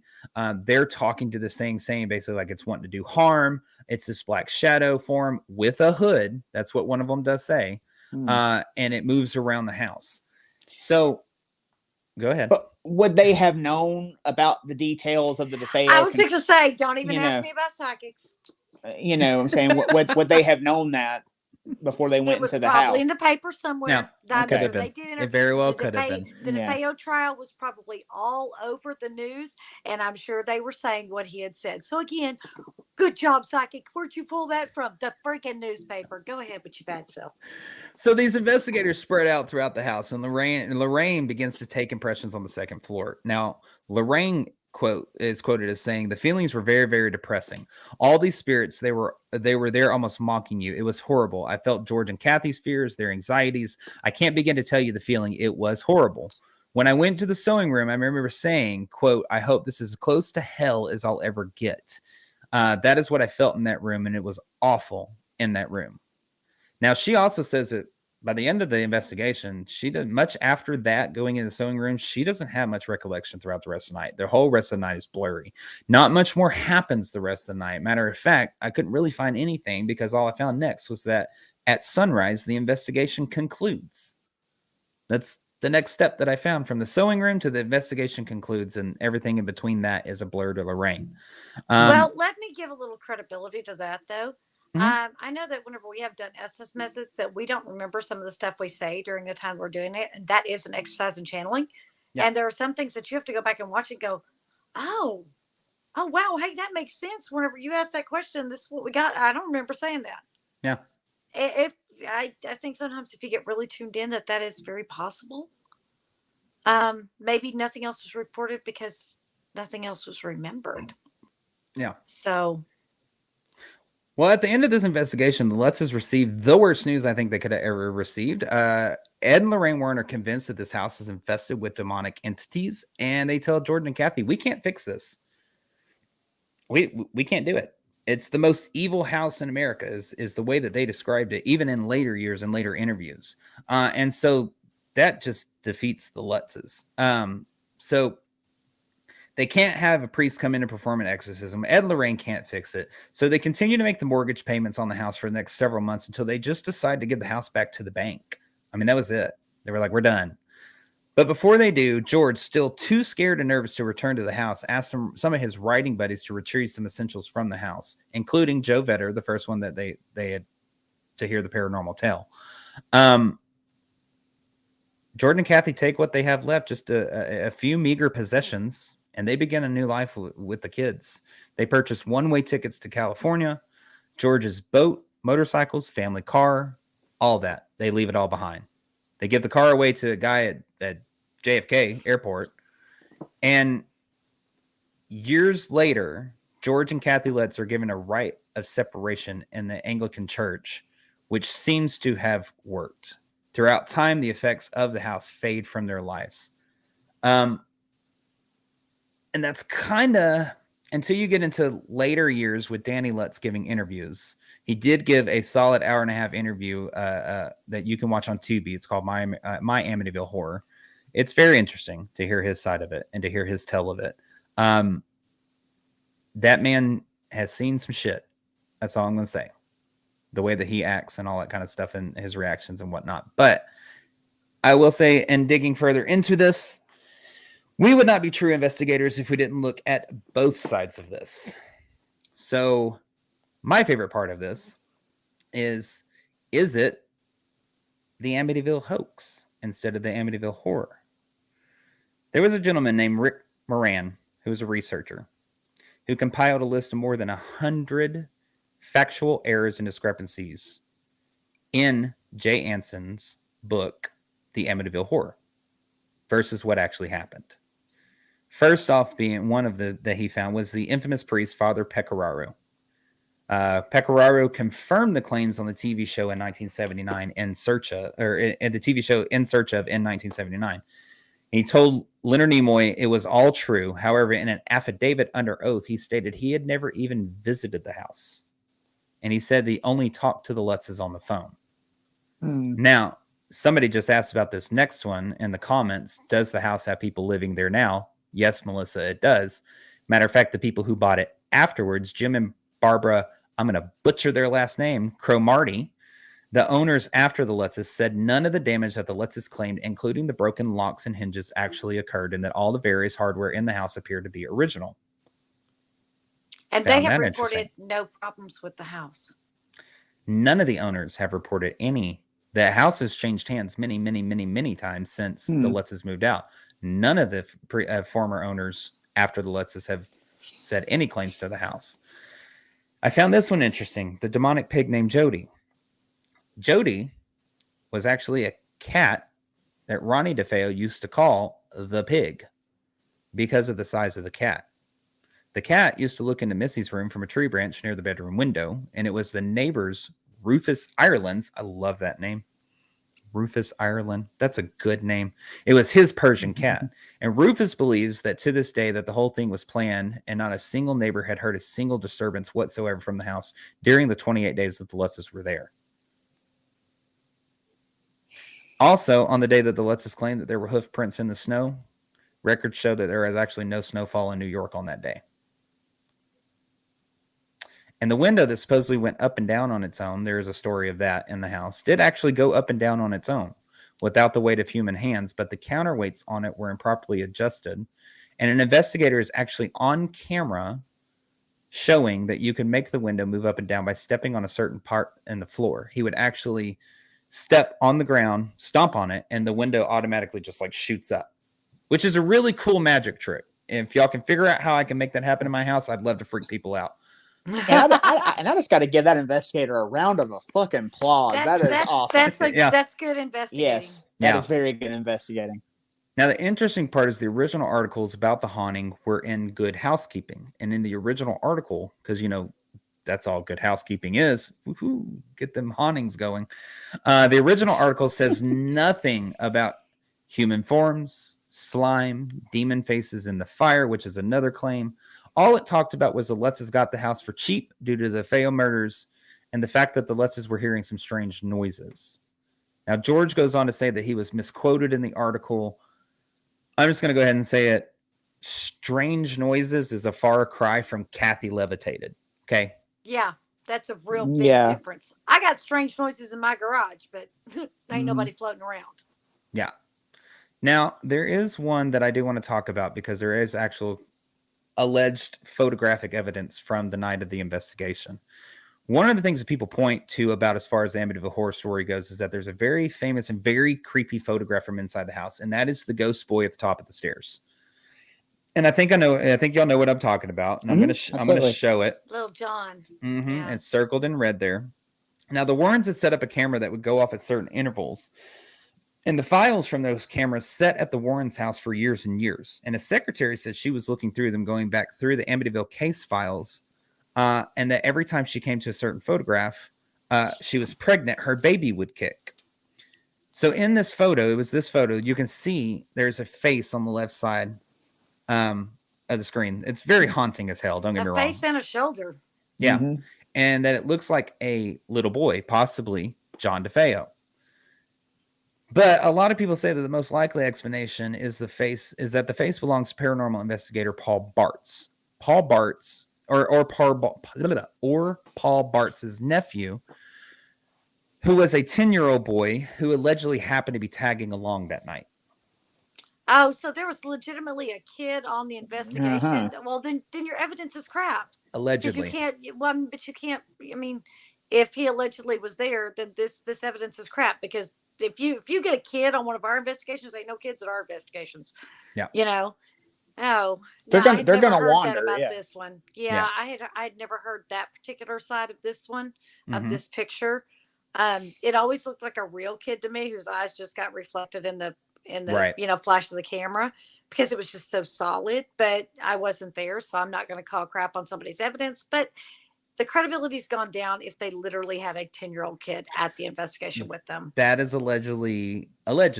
Now, I could not find anything that confirmed it. Allegedly, Paul Bart's 10-year-old nephew was there the night that those cameras were taken away. Hold on. Let me say, not for the investigation portion, but prior to all the psychic mediums and the journalists and all that showing up. He left, but that he was there prior to that while the cameras were being set up. While those particular cameras were being set up, allegedly. I will throw out allegedly because I could not confirm it. But now our viewers are on it. Melissa, again, was there any research done on the property? Let me answer your question real quick, Melissa. So there was a claim by Hans Holzer, and with the use of his psychic, his light trance medium as well. Ethel Johnson, I believe was her name. He ended up concluding that the house was built on top of an ancient or Native American burial ground. Now, this has been refuted by a tribe in the area, the Shinnecock tribe. And the Shinnecock tribe said that they used the site of the house earlier, but not for anything that would have been deemed burial or anything like that. Rick Moran, the guy who compiled the list of the 100 discrepancies, explained that experts told him that the tribe that was mentioned was not from the Amityville area at all, and actually they inhabited the eastern tip of Long Island, about 70 miles away.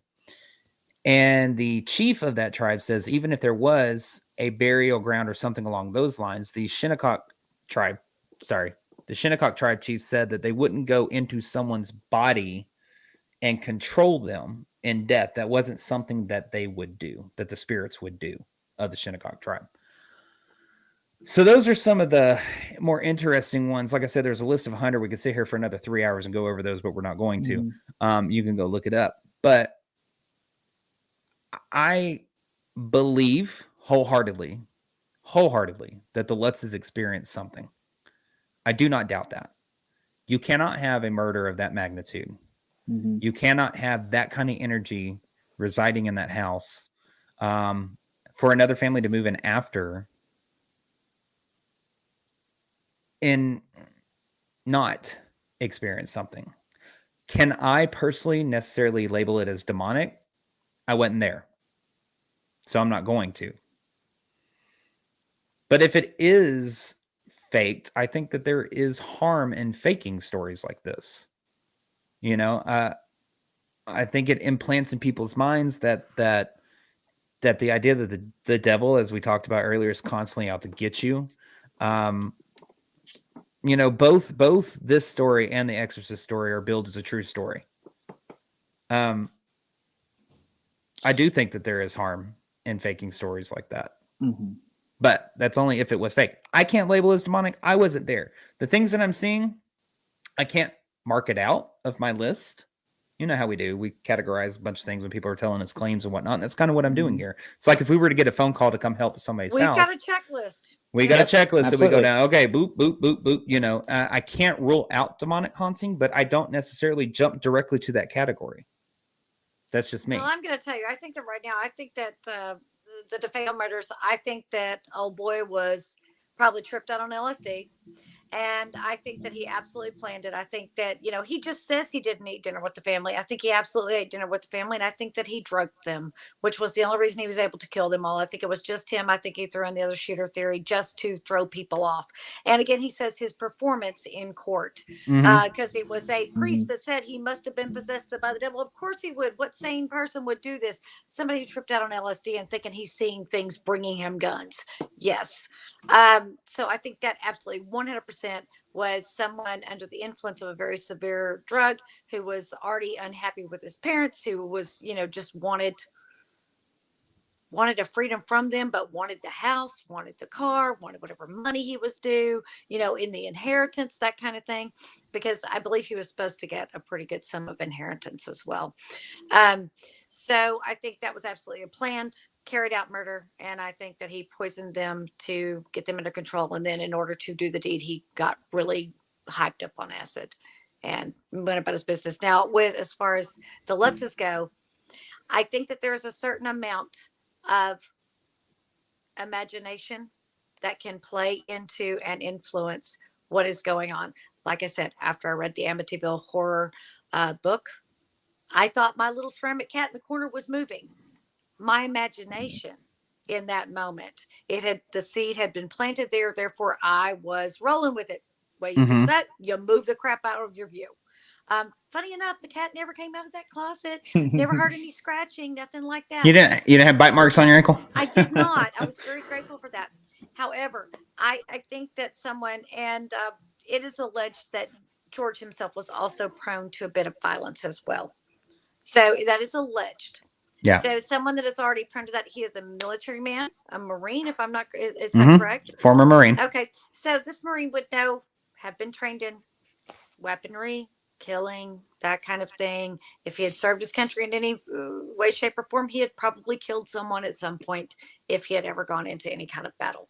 So this is someone who may have been suffering from PTSD. And maybe perhaps what he was seeing was flashbacks from whatever it was, whatever conflict he may or may not have been associated with. I don't know that he was ever in a conflict. I'm saying it sounds to me a lot like PTSD and sleep paralysis. And the banging. Now, could the beds really been moving? Maybe. I was going to say there are some things in this story that I could see happening, you know, but I think throughout the years, the power of impression and suggestion does play a role in what your memories are. That's right. Every time you tell a story, your memory, your brain has the reason why you can read a word without any vowels in it is because your brain knows what that word is by the first and last letter. As long as you have the first and last letter, your brain can figure out what that word is supposed to be. Your brain fills in gaps that it doesn't have an explanation for. So this is very common.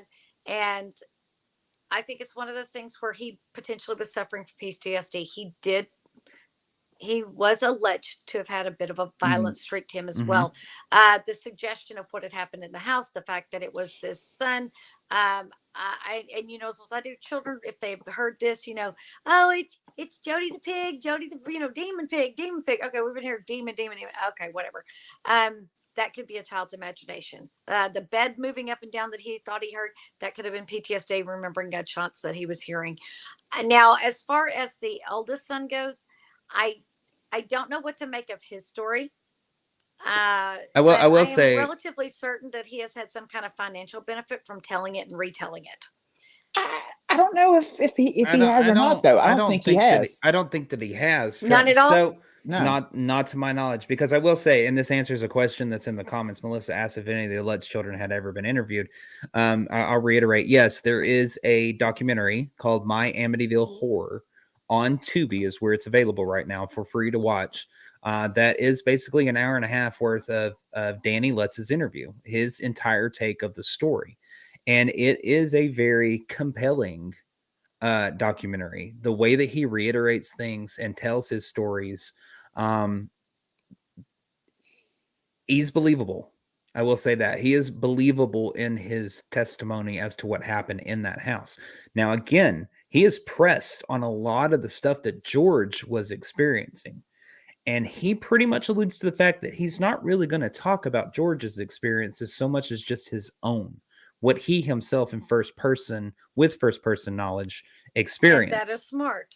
Yes. Smart. And I can't talk about what they experienced. I can only talk right. about me. Right. And it is a very interesting and compelling interview with Danny. And the one who gave the interview, that took the interview, sorry, with Danny Lutz, was actually Laura DeDeo with Channel 5 News. She's the one who's interviewing Danny Lutz. I think it's 40 years. No, 50 years. No, 40 years.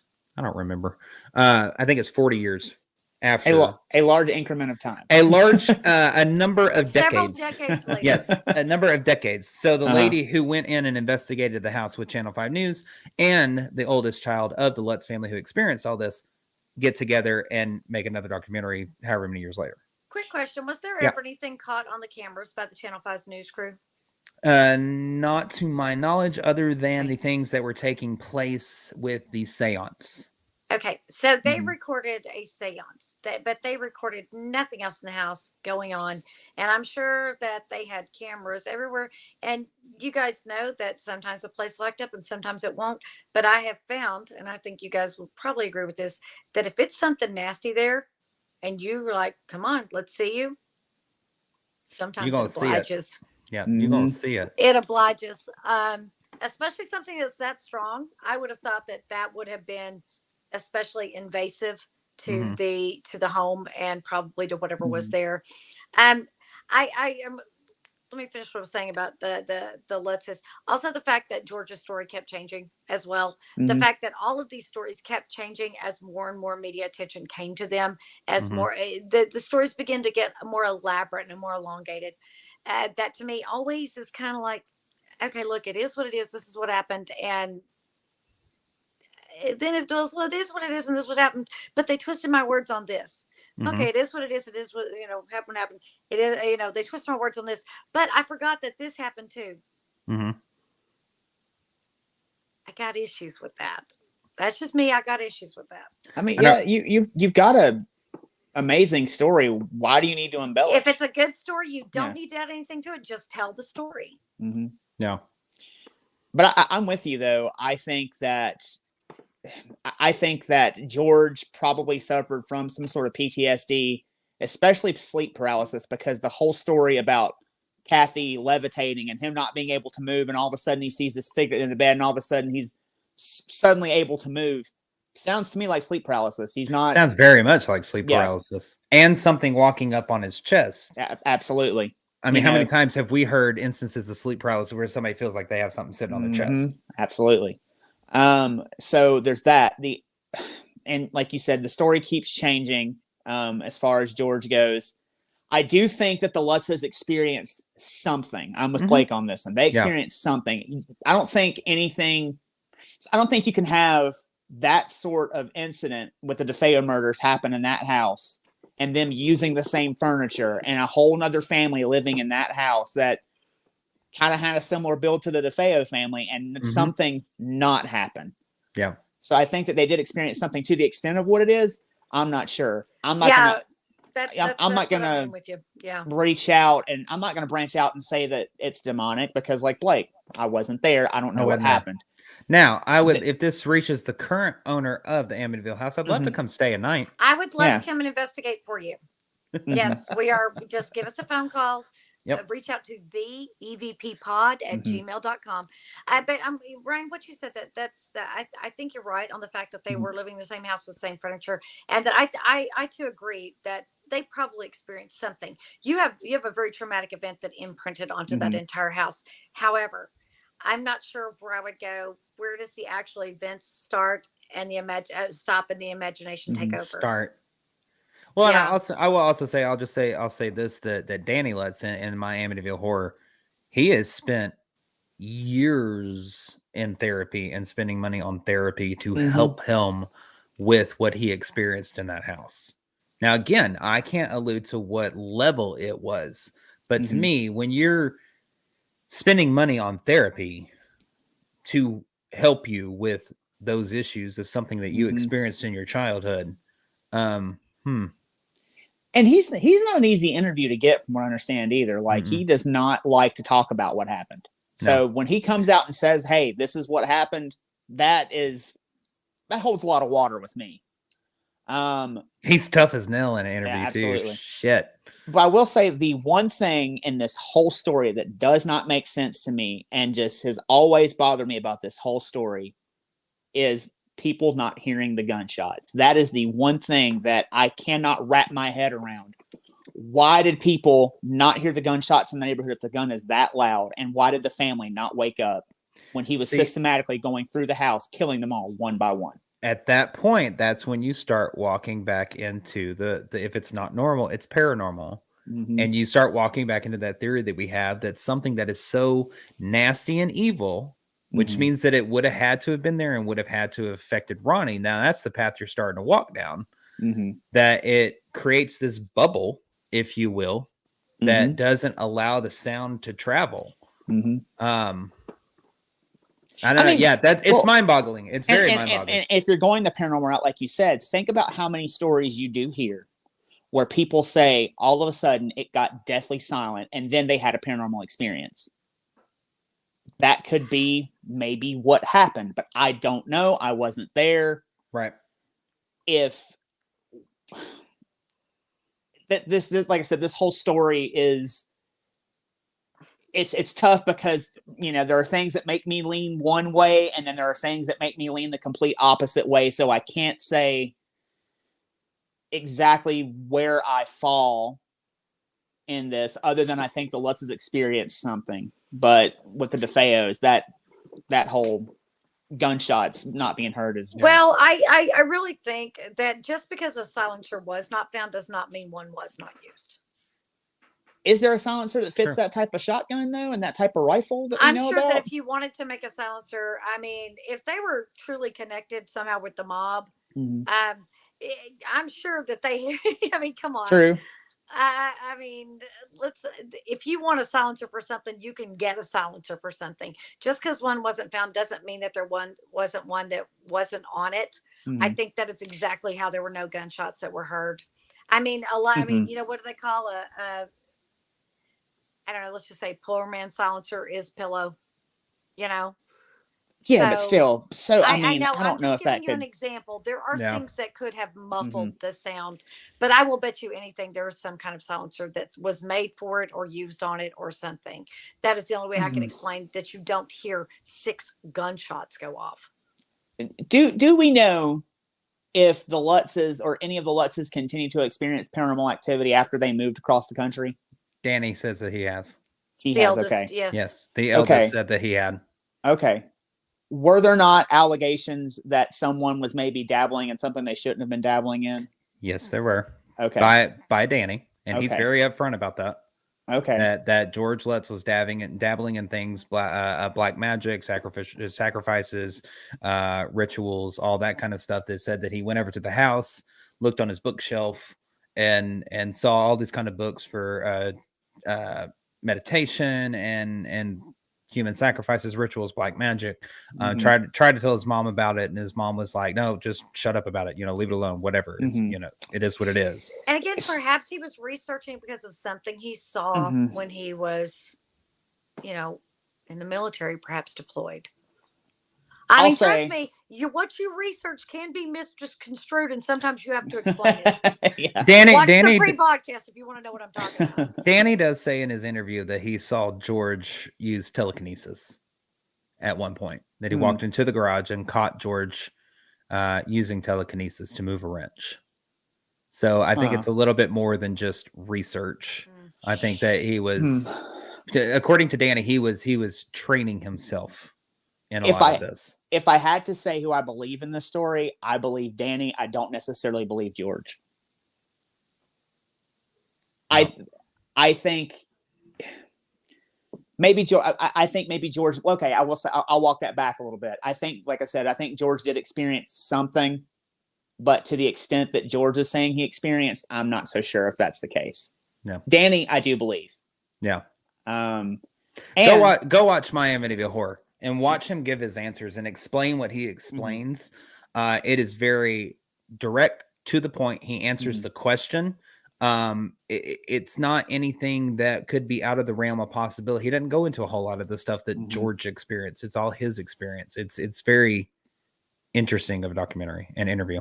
Something else I was going to say too is, since we do know that Danny at least has continued to experience paranormal activity since he's left that home, and that the current owners and the current succession of owners in the home have not experienced anything, it could be a possibility that, we do know that people are haunted. There are a lot of times people are haunted, and maybe not necessarily, it was not anything to do with the home, but to do with the family. Yeah, very much. So answer a couple of these questions real quick. Was there a family before them that lived there? If so, did they experience anything? Melissa, to my knowledge, the only people that experienced things were the Lutzes that I was able to find. And the second one, did they do this to cash in on the craziness they saw to The Exorcist? Angel, I don't know. That's a really good question. Debatable. That's debatable. Very much debatable. So, well, y'all, final thoughts? do you think, and this, I don't know if this has been explored, do you think maybe also that maybe they got into this home and couldn't afford the payments and tried to get out of them anyway necessarily? I've actually heard that. And George was a very well-to-do guy. Okay. George had money. But you think about it, they were only in there 28 days. They wouldn't have had enough time to get behind. Okay. Before they fled. Unless they lived beyond their means. And while George might have made a good living, perhaps George was in debt over his head. But he still wouldn't have had enough time for the process to foreclose upon the home, to, and all that kind of shit to, you wouldn't have had enough time for that process to take place. They were only there for 28 days. Now, we know they decided that it goes back to the bank after they fled. So I don't think that them being in financial straits was a reason for them to flee the house. I do think that they experienced something. I think that's the reason they left. Yeah. Well, final thoughts from me. Like you said, they experienced something. What it was, I don't know. But I do think Danny is very believable. Yeah. I think I wish I would have been in that house, because I'd have set some people straight. No, I think that the DeFeo thing was totally a murder. And that is my opinion on the end all be all on that. As far as the Lutzes go, I do think something was going on. How much was suggestion? How much was imagination? How much was, your brain filling in the blanks? And if there was any kind of alleged abuse, is this how you covered it up? Say, oh, it was a demon. Okay. And again, only alleged. I think that your brain can do very wild things. Being that you have one person talking about it and the other one that has changed his story several times. I don't know exactly what to make of that. Maybe something went on, maybe something didn't. I don't think it was anything demonic. I live on the side of the hoax. And I'm just going to slap a big old ditto right on your statement, because I don't think I could have said that any better. And there's no reason for me to reiterate it, because that's exactly what I think too. So, well, y'all remember, whatever social media channel you are watching us from, we're not just on that social media channel. We are on YouTube, Facebook, Twitter, Twitch, Instagram, TikTok. Make sure you go and follow us across the board. We don't use every channel for everything. We use them each independently. And we've also got some really cool things that are coming up. They're going to be releasing season 2 very soon. They're going to be different social platform exclusive, like exclusively on YouTube and shit. And also, don't forget to go check us out on Spotify, Apple Podcasts, Google Podcasts, and wherever you get your and download your podcast. Wow, that was a lot of podcast words. Anyways, take it away, Shelly. So if you want to know what we really talk about, you can become a Patreon member. It's $5 a month. And because you know what? On here, we behave. Y'all, we really do behave on here. So you can go and get our exclusive pre-broadcast and our new and newly added, which I am still very much against, our post-broadcast, which just seem to get more and more crazy every single week. You also get any kind of Paracon exclusive content. Also, two questions. Sorry, Ryan, I was jumping on yours. Sorry about that. Also, that's all right. We'll come back to it. Also, if you are a member of Patreon, we will be drawing for Patreon members to be part of a live exclusive broadcast. Videocast, broadcast. Yes, with us, where you can ask us anything. Once you are drawn, then the people that are drawn go into a secondary drawing to get to come with us to an exclusive location where the only thing you have to do is get yourself there. We pay for the venue. So we're looking forward to doing our first one of those, which will be coming up in about 5 months. So we're going to give plenty of people time to get into the drawing. So and what else? you never know where they may be. That's You true. never know. The locations will be disclosed at the time that we get them. We're going to get best possible locations at that time. Yep. Absolutely. So also, if you like what we do here, please go rate and review, leave a comment on anywhere where you get your podcasts. Also, go on YouTube, hit that subscribe button, because anytime we put up anything new on YouTube, you will get a notification that lets you know about that. Also, on Patreon, we started here at the beginning of this month, actually. We're doing 2 Question Tuesdays. If you have a question, send it into the email, which Blake will tell you in a sec, and we will do our best to answer to the best of our ability. And Blake, where can they send that email? That is the evppod@gmail.com, THEEVPPOD@gmail.com. Make sure that you also use our messaging on social media platforms. Or if you have our number, just text us. That too. That works great. Don't text me. I've gotten too many of those lately. Anyway, like, share, and subscribe. I'll tell y'all about that on the post broadcast. Yeah, we're about to get into some stuff on the post broadcast. Well, y'all, thank y'all so much for joining us again for another weekly episode of Everything Vaguely Paranormal. For myself, I'm Blake Smith, and my partners in the paranormal, Miss Shelley Pruitt and Mr. Ryan Roberts. Thank y'all so much, and we will see you next Tuesday.